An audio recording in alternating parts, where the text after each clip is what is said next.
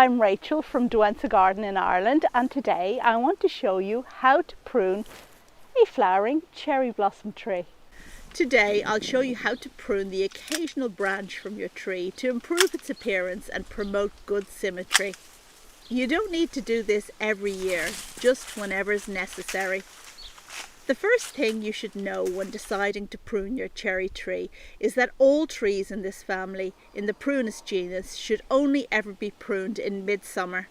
This is because cherry trees are susceptible to a specific fungal disease called silverleaf.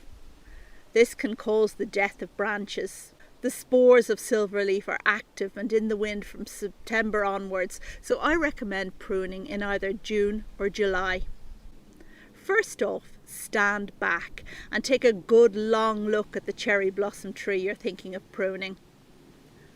View the tree from all sides. Trees are organic living things, and that means they're unlikely to be perfectly symmetrical. Embrace the imperfection, but assess what you can do to improve the look of your tree by removing one or two branches. The first priority is to remove any diseased or dead branches. This should actually be done at any time of year that you notice them.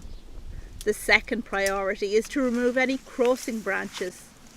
Crossing branches will rub and damage bark, and that leaves your tree open to infection. The third priority is appearance. Here you may wish to remove a lower branch so that your tree has a clearer trunk. You may wish to remove a particularly long or awkwardly pointing branch.